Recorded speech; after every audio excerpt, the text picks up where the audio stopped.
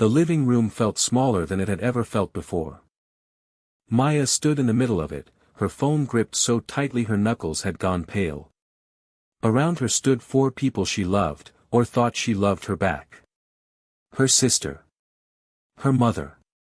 2 bridesmaids who used to laugh with her at family dinners. Now they all looked at her the same way. Like she was something to be figured out. Like she was guilty of something nobody could name. Her sister broke the silence first. "Give me your phone. Or don't bother coming to my wedding." The words landed like a slap.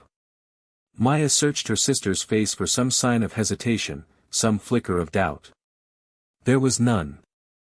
Just a hard, tired certainty, like she'd rehearsed the line in her head 100 times before saying it out loud. "You don't mean that." "I do." Behind her, their mother said nothing. She just looked down at her hands, the way she always did when she wanted to disappear from a moment instead of standing in it. One of the bridesmaids folded her arms, mirroring Jasmine, like she needed to pick a side and had already chosen. Maya's throat tightened. 5 weeks. That's how long until the wedding. 5 weeks until the sister she'd grown up sharing a room with would walk down an aisle Maya might not even be standing at the end of. "You really think I'd do that to you?" "I don't know what to think anymore. That's the problem." Maya looked down at the phone in her hand. It would take 3 seconds to unlock it. 3 seconds to end the conversation, to end the suspicion, to make everyone in that room comfortable again. But it wasn't about the phone. It never had been. What none of them understood, standing there waiting for her to break, was that Maya wasn't protecting a secret about texts or feelings or an affair that never happened. She was protecting something else entirely. Something none of them would guess in 100 years. And when the truth finally surfaced, it wouldn't just clear her name. It would tear the whole story apart, and rebuild it into something none of them saw coming. Maya was 26 years old, and for most of those years, she had learned to take up as little space as possible. She wasn't loud. She wasn't the center of attention at family dinners. She worked as an assistant, lived in a small 1-bedroom apartment, and drove a car that was 10 years old. To her family, that was simply who she was. The quiet one. The steady one. The one nobody worried about, because nobody paid that much attention to her in the first place. Jasmine was the opposite in every way. 3 years older, always the loudest voice in the room, always the one people turned to first. Growing up, if Jasmine cried, the whole house stopped. If Maya cried, she usually cried alone. Their mother had never meant to play favorites. But somehow, it always worked out that Jasmine got the benefit of the doubt, and Maya got the silence. "Your sister needs more support right now," their mother used to say. "You're strong. You can handle things on your own." Maya had heard that sentence so many times, she'd stopped noticing it hurt. 2 years before Jasmine ever met her fiancé, Maya had worked at the same company as him. They weren't close. They were co-workers who happened to get along. Lunch breaks in the break room. Covering each other's shifts when something came up. The occasional meme sent during a boring meeting. Nothing more than that. Nothing that meant anything. When Jasmine started dating him and eventually found out that Maya already knew him from work, she hadn't been upset. She'd laughed. "Small world," she said, grinning. "You have to tell me if he had any embarrassing stories from back then." Maya had laughed too, relieved that it wasn't a big deal. For a while, it wasn't. Jasmine brought him to family dinners. He got along with everyone easily, especially Maya, since they already had 2 years of easy familiarity between them. It made the family gatherings less awkward, not more. Maya was glad her sister had found someone kind. Nobody thought twice about the old work friendship. Not for an entire year. Then the wedding got closer. 5 weeks away. And with the wedding closer, the small stresses started piling up. Budgets. Guest lists. Family opinions on everything from flowers to seating charts. Jasmine, already anxious by nature, grew more anxious by the day. That was when she started going through old phones. Hers first. Then, eventually, everyone else's. She wasn't looking for anything specific at first. She told herself she just wanted to relive old memories before the big day. Old photos. Old conversations. A little nostalgia before everything changed. But somewhere in that search, nostalgia turned into something else. It turned into fear. And fear, once it took hold, doesn't stay quiet for long. It started with a phone call, late at night, when Maya was already half asleep. "I found something," Jasmine said, her voice shaking. "Old messages. Between you and Derek." Maya sat up in bed, heart suddenly racing. "What messages?" "You told him you wished he'd come to work. He told you he missed you." "What am I supposed to think, Maya?" For a moment, Maya couldn't even place what her sister meant. Then it clicked. Old texts, from years ago, back when she and Derek were just co-workers covering each other's shifts.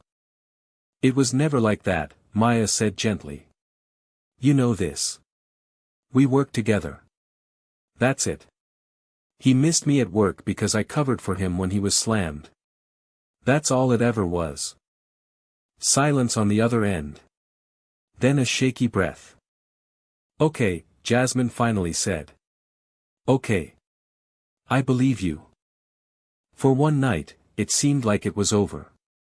But belief, once shaken, doesn't always stay steady overnight. The next morning, Jasmine called again. Her voice was different this time. Colder. More certain. "Priya thinks I should ask you something." "Ask me what?" "If you really have nothing to hide, you wouldn't mind proving it." Maya felt her stomach drop. "Proving what, exactly?" "Let me see your phone. Your old messages. Your backups. Everything." Maya laughed, but there was no humor in it. "You're joking." "I'm not." "Jasmine, that's insane. That's not proof, that's an invasion of my entire life." "Then ask Derek to show you his phone," Maya said, trying to stay calm. "He's the one you're marrying. Not me." There was a pause. A long one. "I don't want him to think I don't trust him." And there it was. The moment that changed everything. Maya sat with that sentence, turning it over in her mind, feeling something twist in her chest. Her sister was willing to tear apart Maya's privacy, her dignity, her entire personal life, but she wouldn't dare ask the same of the man she was actually about to marry. "So you trust him enough not to ask," Maya said slowly, "but you don't trust me enough to just believe me." Jasmine didn't answer that. She just repeated herself. "Let me see the phone, Maya. Please. For my peace of mind." "No." The word came out sharper than Maya intended, but she didn't take it back. Then came the blow that changed everything else. A cousin mentioned it first, casually, not realizing it was a secret. "Your mom already talked to Derek's parents about the whole thing. Said she wanted to get ahead of it before people started talking." Maya felt the floor tilt beneath her. She called her mother immediately. "You told his family?" "Before you even asked me what actually happened." "I was trying to protect the family," her mother said. "Trying to stop rumors before they started." "There were no rumors, Mom. Not until you created them."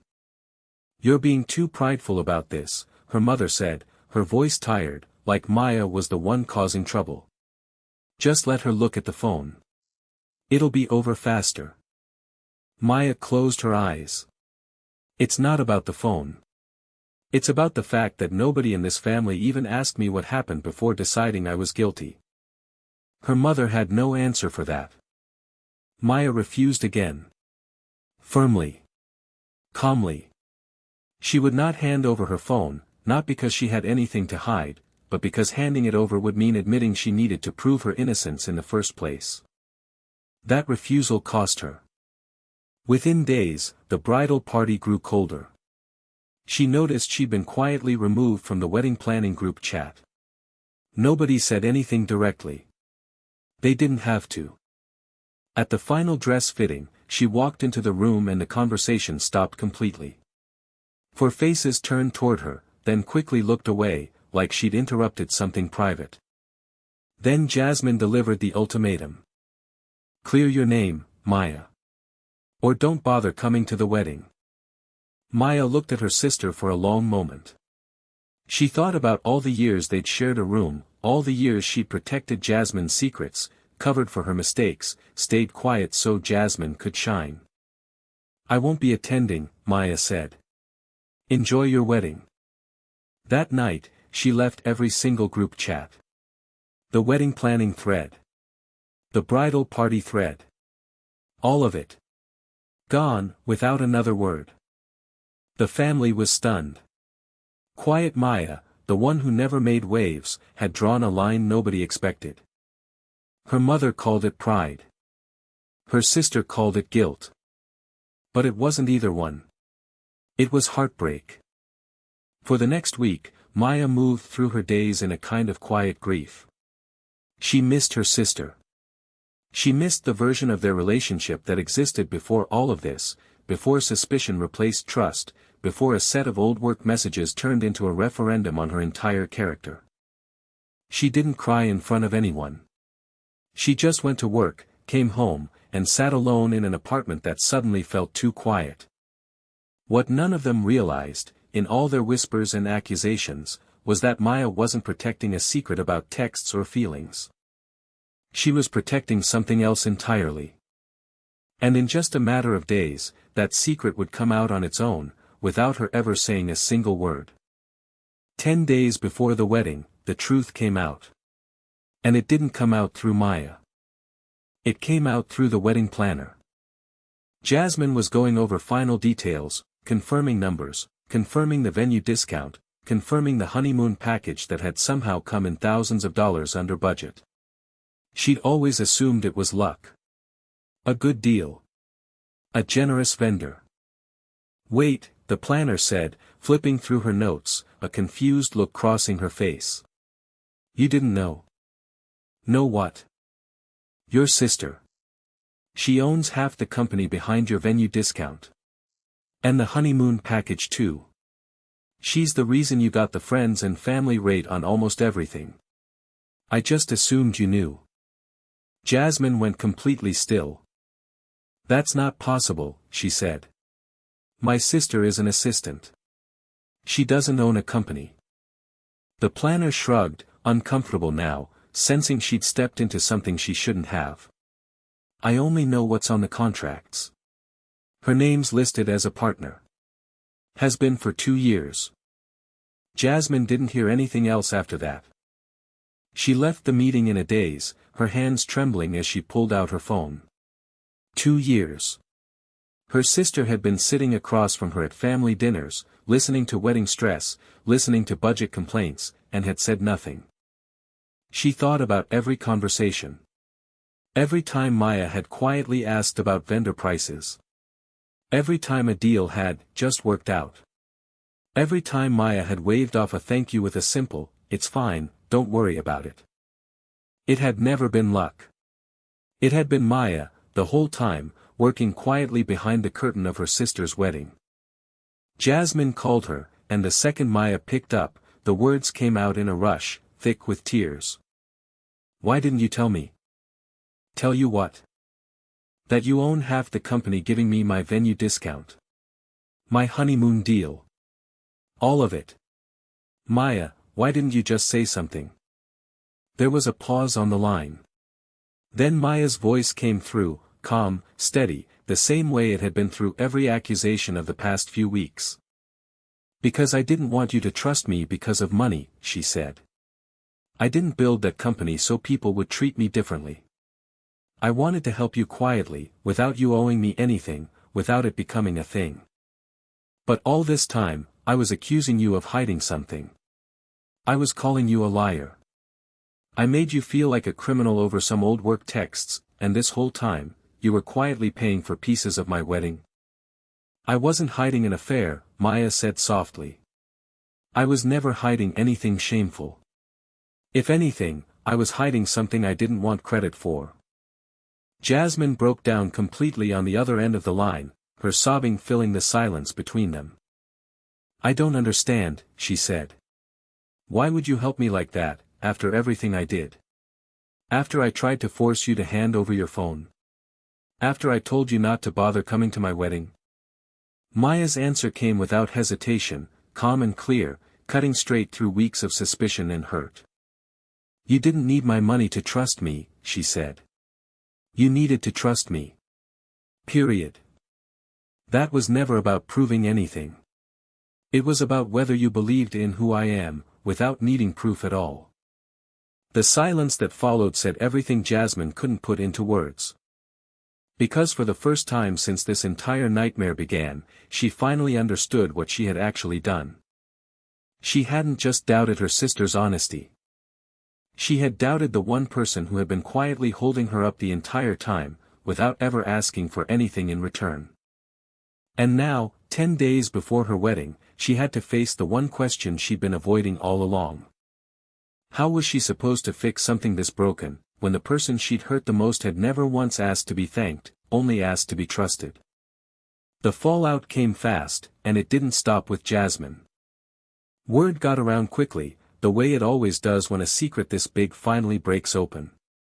And once people started asking questions, more truths started spilling out. It was Derek who found the first thread to pull. He'd heard Jasmine crying on the phone that night, heard her repeating Priya's name over and over, and something about it didn't sit right with him. Why did Priya tell you to ask for the phone in the first place, he asked. That wasn't your idea. That was hers. Jasmine paused, replaying the memory. She said if I had nothing to worry about, I should just ask. That it would give me peace of mind. And who benefits from you being convinced your sister can't be trusted? The question hit harder than Jasmine expected. She confronted Priya the next day, and it didn't take long for the truth to come out. Priya admitted, almost proudly, that she'd noticed the tension building the moment Jasmine mentioned Maya and Derek's old messages. I just pointed out what made sense, Priya said, shrugging. You were already upset.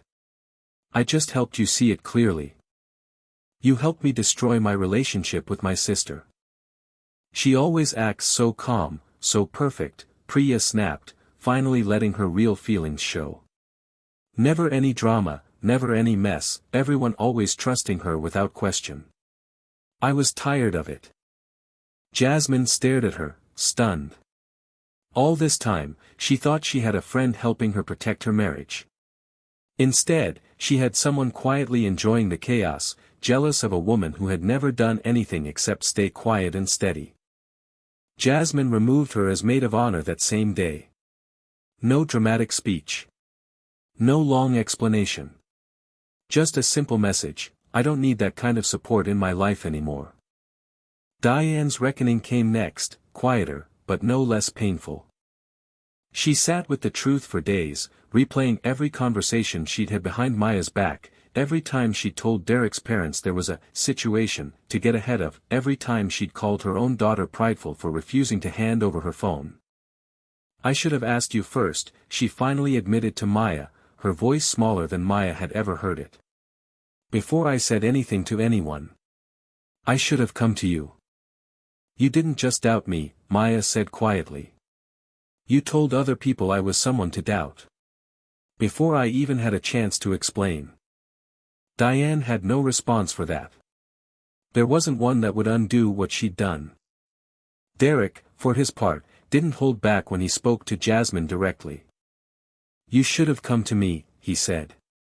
If you had questions about those messages, if you needed reassurance about us, you should have asked me. Not her. I'm the one you're marrying. I'm the one who owed you honesty. I didn't want you to think I didn't trust you, Jasmine said, repeating the same excuse she'd used weeks earlier. But you had no problem making your sister feel like a criminal, Derek said. Where was that same concern for her? Jasmine had no defense left. Every excuse she'd used to justify her actions collapsed under the weight of that one simple truth. Her insecurity hadn't just cost her a maid of honor or an uncomfortable conversation with her mother. It had cost her the one person in her life who had never once asked to be repaid, never once asked for recognition, never once asked for anything at all. And now, with the wedding just days away, Jasmine had to figure out if there was any way left to make things right, or if some things, once broken, simply stayed that way. A few days later, there was a knock on Maya's door. She opened it to find Jasmine standing there, hands shoved in her jacket pockets, eyes red like she'd been crying the whole drive over. "I'm not here to ask for anything," Jasmine said quickly, before Maya could speak. "I just needed to say this in person." Maya stepped aside and let her in, saying nothing yet, waiting. Jasmine stood in the middle of the small living room, the same way Maya had stood in hers weeks earlier, except this time there was no ultimatum. No accusation. Just a quiet, shaky honesty. "I let my own fear poison something innocent," Jasmine said. "I was scared. Scared of losing Derek, scared of not being enough, and instead of dealing with that, I made you the problem. I let Priya feed that fear instead of asking you directly what was true. I told Mom things I shouldn't have. I gave you an ultimatum over something that was never even real." She paused, her voice breaking. "I'm sorry. I don't expect you to just forgive me because I said it. I just needed you to know that I know what I did." Maya didn't answer right away. She thought about the past few weeks. The group chats she'd left. The dress fitting where the room went silent. The nights she'd spent missing her sister while everyone else assumed she was hiding something shameful. "I'm not going to pretend it didn't hurt," Maya finally said. "You made me feel like a stranger in my own family. Like I had to earn something I never should have had to prove." "I know. But I also don't want to carry this forever," Maya added. "I love you. That never stopped, even when I was angriest." Jasmine's shoulders sank with relief, though the tears kept coming. Trust, Maya knew, wouldn't rebuild in a single conversation. Not after everything. But this was a start. A real one. She went to the wedding after all. Not because she'd been forced to. Not because she'd handed over her phone or proven anything to anyone. She went because she was invited properly this time, respected this time, wanted there for who she actually was. Standing at the edge of the reception, watching the lights catch her sister's laughter as she danced with Derek, Maya felt something settle quietly in her chest. She had never needed anyone to know about the company she'd built, the wealth she'd quietly gathered, or the pieces of this very wedding she'd helped fund without ever asking for thanks. She had only ever wanted one thing. To be trusted, simply because she deserved to be. In the end, they had asked her to prove her innocence, certain that the truth would confirm their worst fears. Instead, the truth had done something else entirely. It had shown all of them that the quietest person in the room, the one nobody thought twice about, had been holding everyone up the whole time, without asking a single one of them to notice.